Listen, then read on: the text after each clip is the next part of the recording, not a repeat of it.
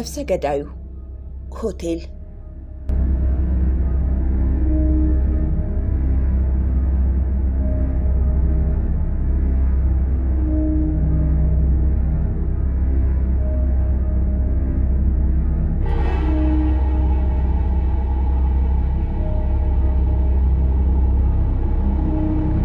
በሎስ አንጀለስ ከሚገኙ ሆቴሎች መካከል ሴሲል ሆቴል እጅግ ቅንጡና ከጎብኚዎች መዳረሻነትን ባለፈ በጥራት ደረጃ የሚደርሰው የሌለ ሆቴል ነው።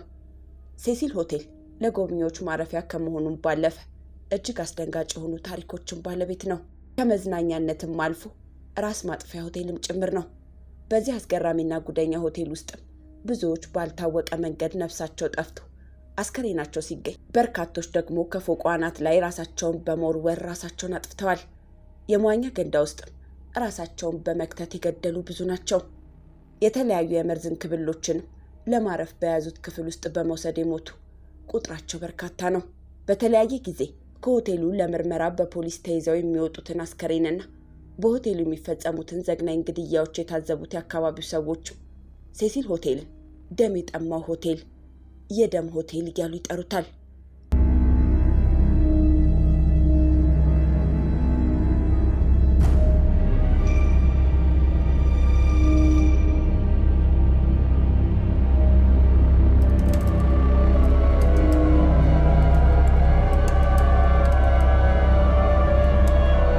ሴሲል ምናልባትም በሆሊውድ የሚሰሩ አስደንጋጭና አስፈሪ የሆረር ፊልሞች የሚደረሱበትና የሚሰሩበት ቦታን የሚመስለው።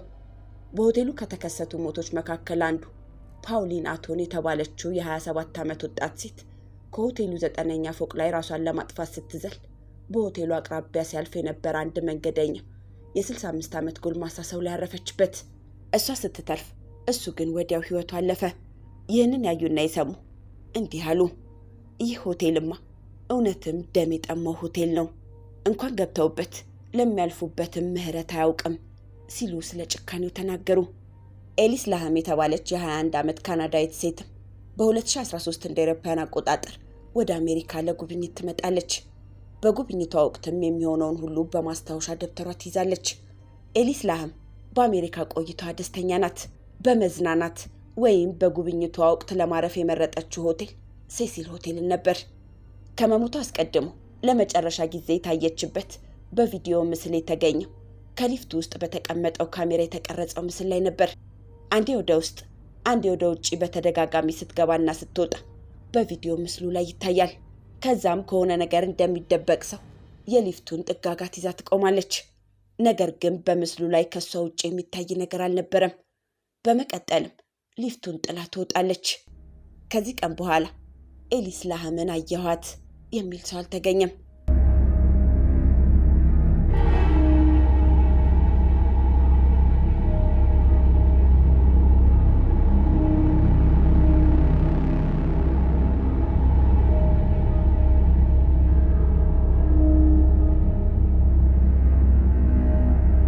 ከኤሊስ ላሃም ከሴሲል ሆቴል ከእይታ መጥፋት በኋላ በሆቴል የነበሩ ሰዎች የሆነ ነገር ማስተዋል ይጀምራሉ።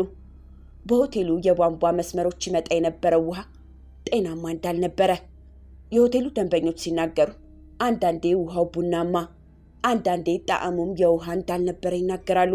በውሃው ታንከር ምን ተፈጠረ ብለው የሆቴሉ የጥገና ባለሙያዎች ለማጣራት ወደ ታንከሩ ይሄዳሉ።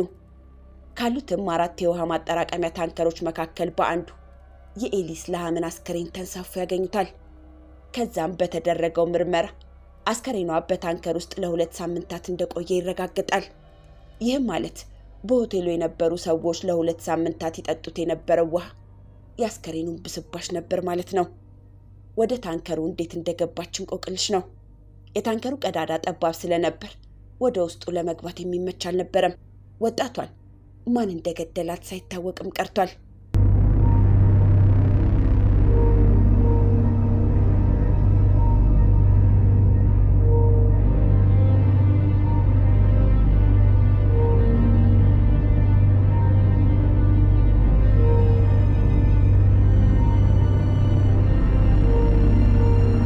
በሴሲል ሆቴል ተገድለው የተጣሉ ህፃናት በርካቶች ናቸው። በአስደንጋጭ ሆቴል ከሚገኙ አስከሬኖች መካከል ተደብድበው የሞቱ፣ ተወግተው የሞቱ፣ አስከሬናቸውን ለመለየት እስከሚከብድ እንኳን ከፍተኛ ጉዳት የደረሰባቸው ሰዎች አሉ። አንድ አውስትራሊያዊ ጋዜጠኛ ለስራ ወደ መጣባት ሎስ አንጀለስ በሴሲል ሆቴል አልጋን በመያዝ 3 የሴተኛ አዳሪዎችን በጭካኔ የገደለበት ሁኔታ የማይረሳ የሆቴሉ አስደንጋጭ ታሪክ ነው። ይህ እጅግ አስገራሚ የሆነው ሆቴል ባለ 19 ፎቅና 700 የማረፊያ ክፍሎችን በውስጡ የያዘ ሲሆን በተከታታይ በተፈጸሙት እጅግ አሳዛኝ ግድያዎችና ራስን ማጥፋት ሌሎችም ወንጀሎች ምክንያት በ2017 እንደ አውሮፓውያን አቆጣጠር ተዘግቶ የነበረ ሲሆን አሁን ደግሞ ሙሉ ለሙሉ እድሳት ተደርጎለት ከጥቂት ጊዜያት በኋላ እንደገና ለአገልግሎት ክፍት ሊሆን እንደሆነ ተነግሯል። ሎስ አንጀለስ ካላት ትላልቅ ቅርሶችን መካከል አስፈሪው በርካቶችን ለሞት የዳረገው ሴሲል ሆቴል እንደ አንዱ የተመዘገበ ሲሆን የሴሲል ቅርስነት ሲነሳ የደም ሆቴልነቱ አብሮ ብቅ የሚል ይሆናል።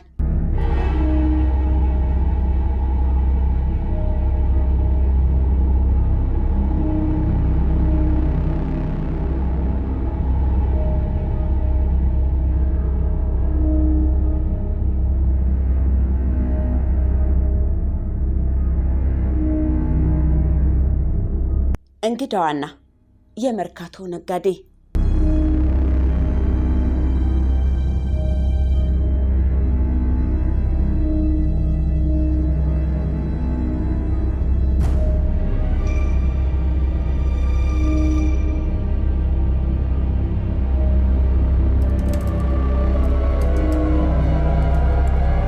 በመዲናችን አዲስ አበባ ከተማ በየቀኑ በርካታ የውጭ ሀገር ዜጎች ወደ ከተማይቱ ይከትማሉ።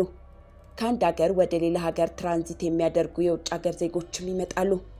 በሌላ በኩል ደግሞ በሀገራችን ኢትዮጵያ ውስጥ የሚገኙ የሀገራችን ዜጎች ወደ መዲናዋ በመፍለስ የተለያዩ ስራዎችን በመስራት ራሳቸውን ከድህነት ለማውጣት ይተጋሉ። በአዲስ አበባ ከተማ በተለይም በአዲስ ከተማ ክፍለ ከተማ አውቶቡስ ተራ የመላው የሀገራችን ኢትዮጵያ ዜጎች ወደ ትውልድ ቀያቸው ለመመለስ ወይም ወደ መዲናዋ በመፍለስ ላምበረት፣ ቃሊቲ በተለይም አውቶቡስ ተራን ሳያቋርጡ አይሆንምና በዚህ መሰረት አውቶቡስ ተራ ከፍተኛ የሆነ የህዝብ ቁጥር የሚስተዋልበትና በዚያን ያክልም የትራፊክ መጨናነቆች የሚታይበት ቦታ በመሆኑ በአካባቢው ደግሞ የተለያዩ ሌቦች የሚበዙበት ስፍራ በመሆኑ ከክፍለ ሀገር የሚመጣን ሰው በቀላሉ ስልካቸውን በመቀማት ለከፍተኛ ችግር እንዲጋለጡ የሚያደርጉ የመዲናዋ ስርዓት አልበኛ ወንበዴዎች ሌብነትን እንደ ስራቸው በመቁጠር ማህበረሰቡን ለአደጋ እያጋለጡ እንደሚገኙ ነዋሪዎች ይናገራሉ።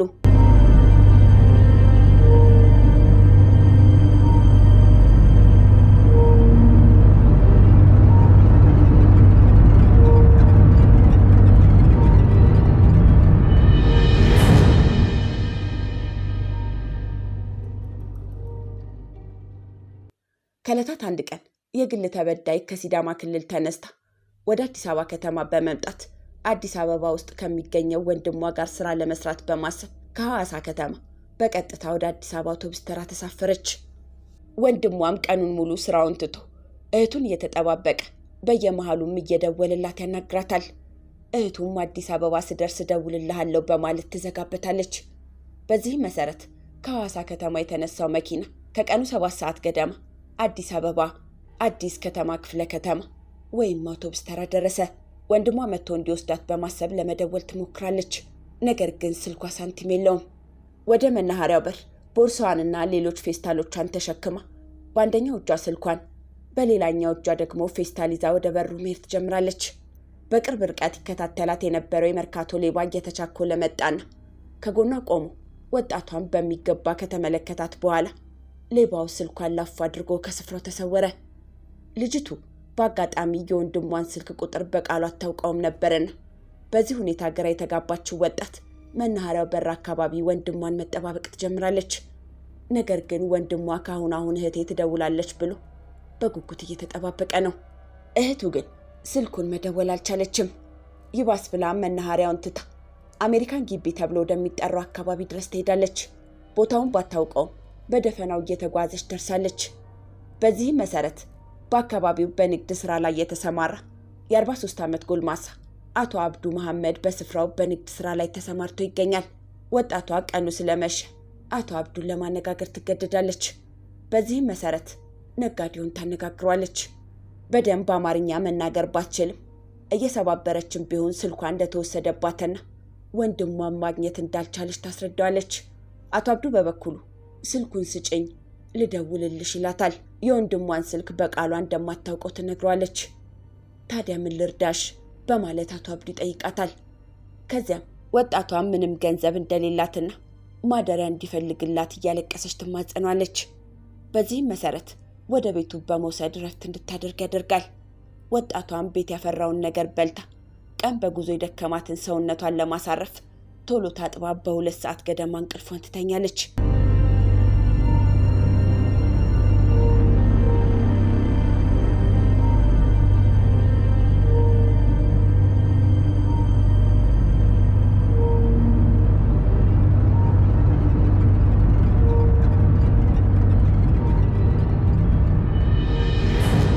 የአቶ አብዱ 5 የሥራ ባልደረቦች ምሽት ላይ ጫታቸውን ይዘው ወደ አብዱ ቤት መጡ። ከዚያም አቶ አብዱ ከጓደኞቹ ጋር እየቃመ እየተጫወተ ከምሽቱ 5 ሰዓት ተኩል አካባቢ ደረሱ። በጫቱ ምርቃና ሞቅ ደመቅ ብለዋል። አንዳቸው የአንዳቸውን ድምፅ እንኳን መደማመጥ አይችሉም። ሐሳባቸው ተበታትኗል። ምርቃናቸው ገደብ አጥቷል። ጫጫታቸው ሁለተኛው የመርካቶ ገበያ የሆነ ይመስላል። እቤት ውስጥ የተኛችው ወጣቷ እንግዳ ከእንቅልፏ ባና በመነሳት ወደ መጸዳጃ ቤት ለመሄድ አቶ አብዱን ትጠይቀዋለች። እሱም ሽንት ቤቱን አሳይቷት ይመለሳል። እንግዳዋን የተመለከቱት ባልደረቦቹ ማናት ዘመዱ ናት ወይ በማለት እርስ በርሳቸው እየተጠያየቁ አብዱ ይደርሳል። ምንድነው ይላቸዋል። ማናት ብለው ይጠይቁታል። እንግዳ ናት።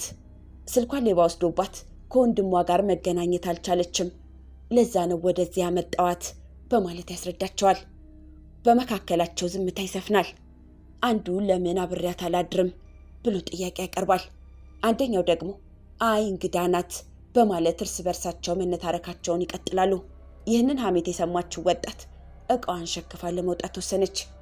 ከዛም ሻንጣዋን በጀርባዋ ተሸክማ ፌስታሏን በእጆቿ ይዛ ከምሽቱ 6 ሰዓት አካባቢ ለመሄድ ወሰነች።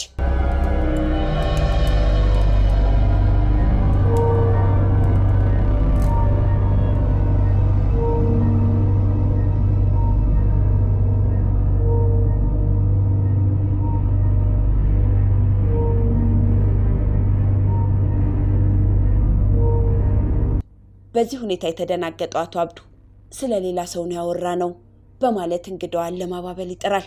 እንግዳዋን ማደር እንደማትፈልግና መሄድ እንዳለባት ተናግራ ለመውጣት በሩ ጋር ትደርሳለች። አቶ አብዱ ወጣቷን ለመመለስ ይሞክራል። ነገር ግን ወጣቷ እሺ ልትል አልቻለችም። በሩን መክፈት ጀመረች። አቶ አብዱም ትቷት ቁጭ አለ። አንደኛ ጓደኛው ከተቀመጠበት ወንበር በድንገት በመነሳት የልጅቱን ቦርሳና ፌስታሏን በመንጠቅ ወደ አቶ አብዱ አልጋ ይወረውራታል።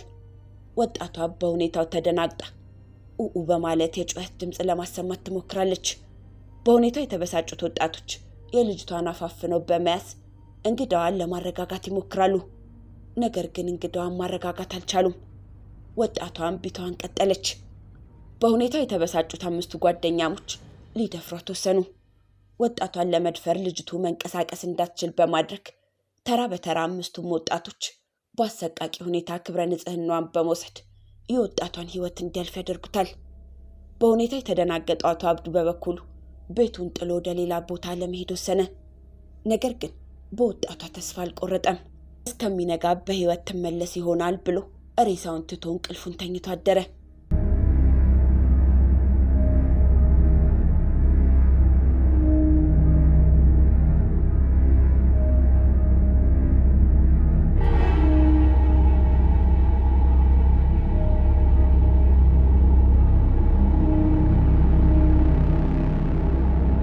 የአቶ አብዱ አከራዮች የማታው ሁከትና ጫጫታ ሰላም ነስቷቸው አድሯልና ከሌላ ጊዜው በተለየ ሁኔታ የሴት ድምፅ ሰምተውም ነበር። ነገሩን ለማጣራት የተከራየውን ቤት ከጧቱ 2 ሰዓት ገደማ ማንኳኳት የጀመሩት። አቶ አብዱ በድንጋጤ ተነስቶ በሩን ከፍቶ አከራዩን ወደ ቤት ያስገባል። አከራዩም ቁጭ ብሎ ምንድነው የማታው ጩኸት በማለት ግለሰቡን ለማነጋገር ሲል አንድ ሬሳ በድንገት ተመለከተ። ምንድነው ይሄ ሬሳ በማለት አቶ አብዱን ይጠይቀዋል። አቶ አብዱ ጥያቄውን ለመመለስ አልቻለም። አከራዩ በፍጥነት ከቤቱ በመውጣት ለአካባቢ ፖሊስ በመደወል ግለሰቡን በቁጥጥር ስር እንዲውል ጥቆማ ይሰጣል። ጥቆማ የደረሰው የወረዳው ፖሊስ ተጠርጣሪውን ግለሰብ በቁጥጥር ስር በመዋል ምርመራውን የቀጠለ ሲሆን የምርመራ መዝገቡ በሰውና በሰነድ ማስረጃዎች አጣርቶ ለአቃቢ ሕግ ማስረከቡን የወረዳው ፖሊስ አስታውቋል።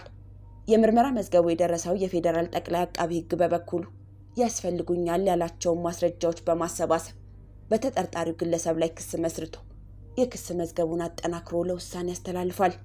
ጉዳዩን የተመለከተው የፌዴራል ከፍተኛ ፍርድ ቤት ልደታ ምድብ ወንጀል ችሎት በሰውና በሰነድ ማስረጃዎች ተጣርቶ የቀረበለትን መዝገብ ሲመረምር ከቆየ በኋላ ተከሳሽ አብዱ መሐመድ ባደረገው አስገድዶ መድፈርና ከባድ የግድያ ወንጀል በመፈጸሙ በ1996 ዓ.ም የወጣውን የኢፌድሪ የወንጀል ሕግ አንቀጽ 620 ህዝባር 3 ስር የተመለከተውን በመተላለፍ ጥፋተኛ መሆኑን ፍርድ ቤቱ በማረጋገጡ ተከሳሽን ያስተምራል፣ ሌሎች መሰል ድርጊት ፈጻሚዎችን ያስጠነቅቃል በማለት በህዳር 20 ቀን 2013 ዓ.ም በዋለው ወንጀል ችሎት ተከሳሽ አብዱ መሐመድ አስገድዶ መድፈርና ከባድ የግድያ ወንጀል በመፈጸሙ በ18 ዓመት ጽኑ እስራት እንዲቀጣ ውሳኔ ያስተላለፈ ሲሆን በሌሎች ተከሳሾች ላይ ፖሊስ ክትትሉን እንዳጠናከረ የተገኘው የምርመራ መዝገብ ያመለክታል።